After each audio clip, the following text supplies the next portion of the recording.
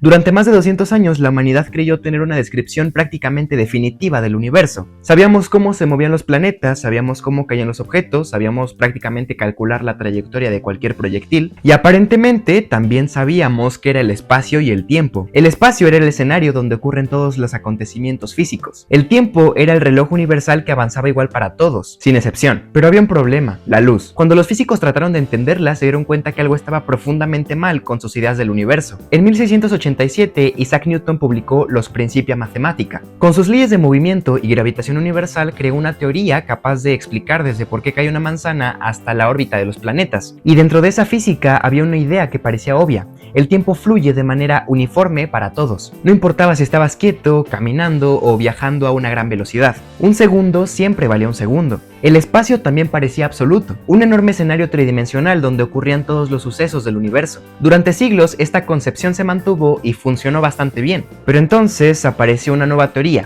el electromagnetismo. En el siglo XIX, James Clerk Maxwell unificó la electricidad y el magnetismo en un mismo marco matemático. De sus ecuaciones surgió una predicción extraordinaria, la existencia de ondas electromagnéticas capaces de propagarse por el espacio. Esto resultó fascinante porque hasta la llegada de Maxwell, la electricidad y el magnetismo se estudiaban como dos cosas diferentes. Por un lado, las cargas eléctricas y por otro lado, los imanes. Sus ecuaciones mostraron que en realidad son dos caras del mismo fenómeno. Un campo eléctrico cambiante genera uno magnético y un campo magnético cambiante genera un campo eléctrico. Esta retroalimentación permite que la onda se propague sin necesidad de un medio. Las ondas que se conocían hasta el momento, como el sonido y el agua, necesitaban de un medio material para viajar. El sonido necesita del aire y el agua del movimiento, pero una onda electromagnética no necesita nada de material, el campo eléctrico empuja al magnético y viceversa. Y la luz es una onda de este tipo, electromagnética, no necesita de un medio para propagarse. Y las ecuaciones de Maxwell daban una velocidad fija para la luz, cercana a los 299.792 km por segundo. Y justo ahí es cuando apareció el gran problema. Imagina que vas en un tren y lanzas una pelota hacia adelante. Para alguien que se encuentra fuera del tren, la velocidad de la pelota será la suma de la velocidad del tren más la velocidad del lanzamiento de la pelota. Así es como funcionan intuitivamente las velocidades, porque para la persona que lanza la pelota desde dentro del tren, verá que la pelota solo tiene la velocidad de lanzamiento que esa persona le dio, porque según la ley de la inercia ya se acostumbró a la velocidad del tren y prácticamente es imperceptible para esa persona. Pero la luz no se comporta de la misma manera. Si viajas hacia una fuente de luz deberías medir una velocidad distinta, pero las ecuaciones de Maxwell decían que no. La luz parecía mantener la misma velocidad siempre, independientemente del movimiento del observador. Imagina que vas viajando en un tren a 100 km por hora y desde el tren enciendes una linterna apuntando hacia adelante. Según la intuición que nos da la física cotidiana, como con el ejemplo de la pelota, un observador parado en el andén debería de medir la velocidad de la luz que es emitida por la linterna como la suma de la velocidad del tren más la velocidad de proyección de esa luz. Si el tren va a 100 km por hora y la luz aproximadamente a 300.000 km por segundo, primero tenemos que convertir la velocidad del tren, 100 km por hora, a kilómetros sobre segundos porque es la unidad que utiliza la luz, que es equivalente a 0.02778 kilómetros sobre segundo. Suponiendo que podemos sumar estas velocidades, entonces tendríamos esta velocidad final. Para el observador que se encuentra en el andén, la luz emitida por la linterna que está en el tren debería de llegarle un poquito más rápido que si él mismo encendiera una linterna. Y ahora al revés, si ese mismo observador viajara hacia la fuente de luz, deberías medir la luz llegando un poco más rápido de lo normal. Es exactamente lo mismo que pasa con el sonido. Si corres hacia una sirena, las ondas te llegan con mayor frecuencia o con mayor intensidad.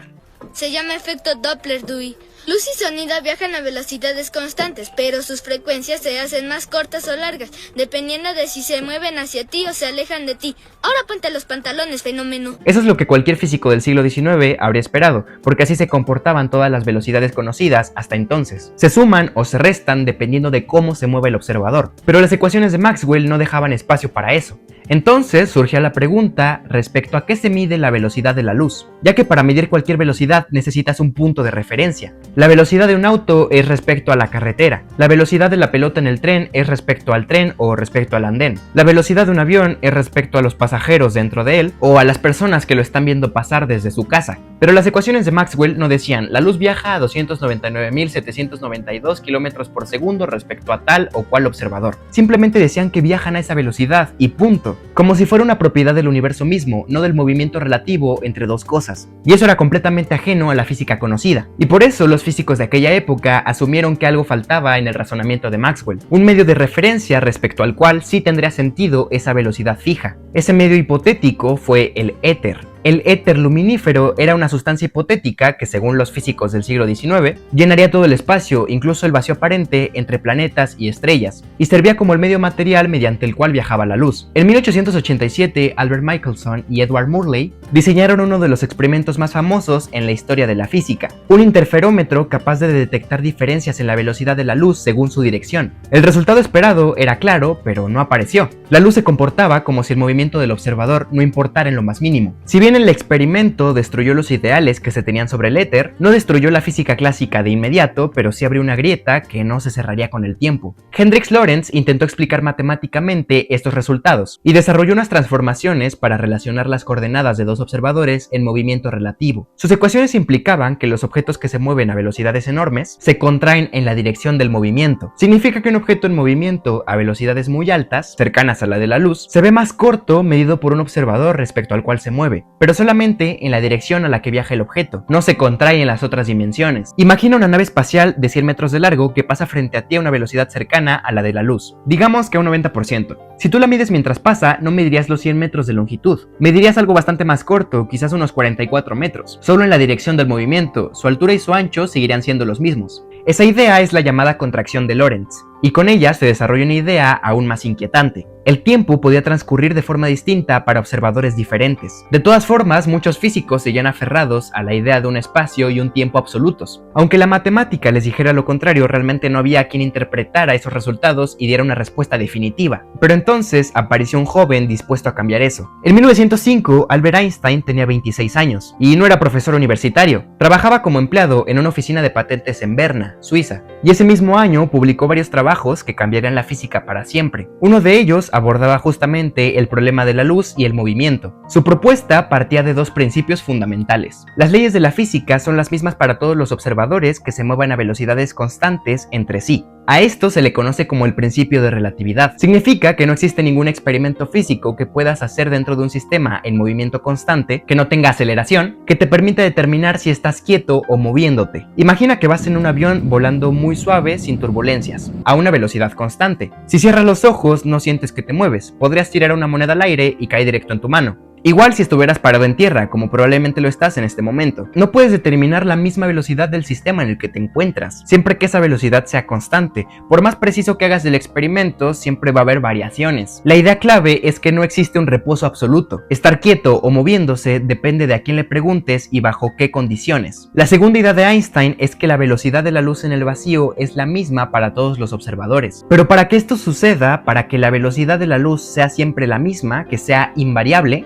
entonces el espacio y el tiempo no pueden ser absolutos. Así que aquí es cuando estos conceptos dejan de ser universales. Otra vez vamos a hablar de trenes. Imagina dos personas, una en una estación y otra viajando en un tren a una velocidad cercana a la de la luz. Ambas personas llevan relojes perfectamente sincronizados. Para cada una, su propio reloj funciona con normalidad, pero al comparar sus mediciones obtienen resultados distintos. A esto se le llama dilatación temporal. El tiempo no es igual para todos, como tampoco lo son las distancias. Espacio y tiempo dejan de ser entidades independientes y se funden en una sola estructura, el espacio-tiempo. Y de aquí es donde surge una de las ecuaciones más famosas de toda la ciencia, E igual a mc cuadrada. La masa y la energía no son cosas separadas, sino dos caras de la misma realidad física. Pero Einstein no había terminado, ya que su teoría funciona solo para observadores en movimiento constante. Falta la gravedad. Es por eso que primero postuló la teoría de la relatividad especial porque se centra únicamente en observadores en movimiento constante, y la relatividad general ya es cuando introduces la variable de la gravedad.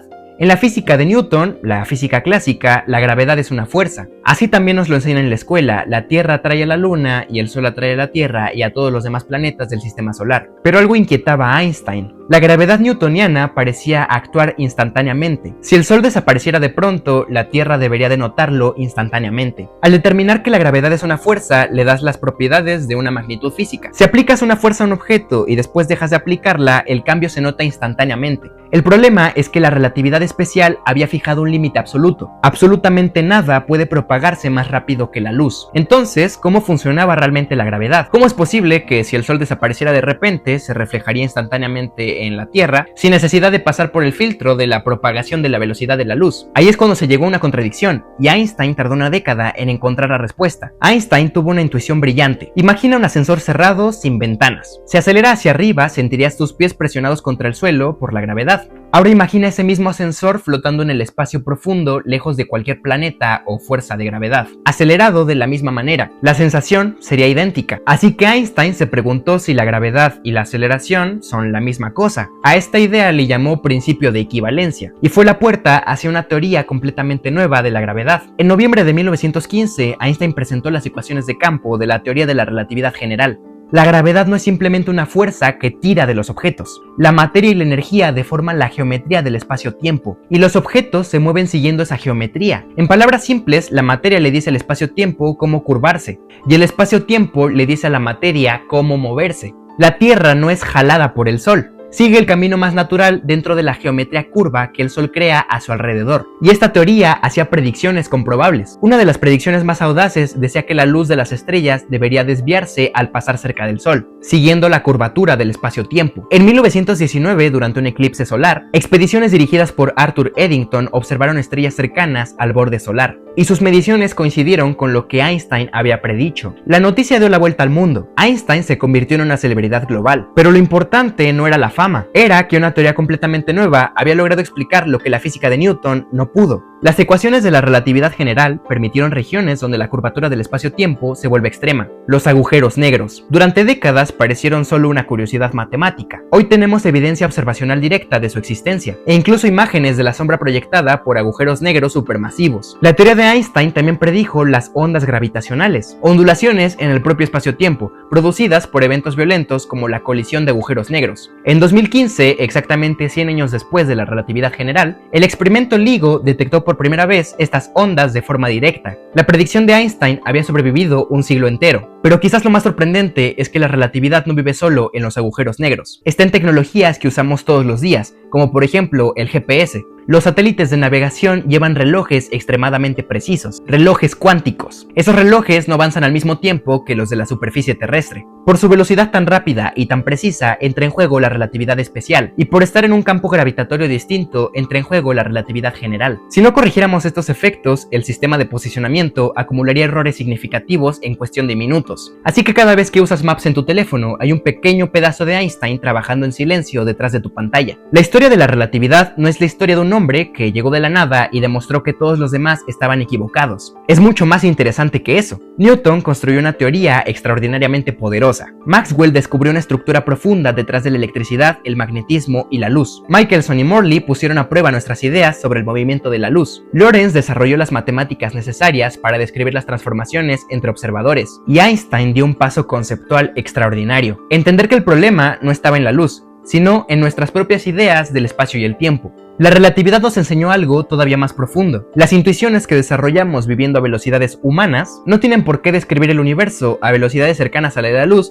o bajo campos gravitacionales extremos. El universo no tiene por qué comportarse como nos parece lógico o como nuestra intuición cotidiana nos lo dice. Quizás esa sea una de las lecciones más importantes que nos da la ciencia. Durante siglos pensamos que el tiempo era universal. Después descubrimos que depende del observador. Pensamos que el espacio era un escenario fijo. Descubrimos que podía ser geometría. Y todo esto comenzó con una pregunta aparentemente sencilla. ¿Qué pasaría si persiguiéramos un rayo de luz? Quizás la grandeza de la física no está solamente en encontrar respuestas, sino en descubrir que las preguntas que creíamos tener resueltas todavía podían ser mucho más profundas. Pero en fin, si te gustó este video, muchas gracias por quedarte hasta el final. No olvides suscribirte y darle like para más contenido como este. Y sin nada más que decir, nos vemos a la próxima.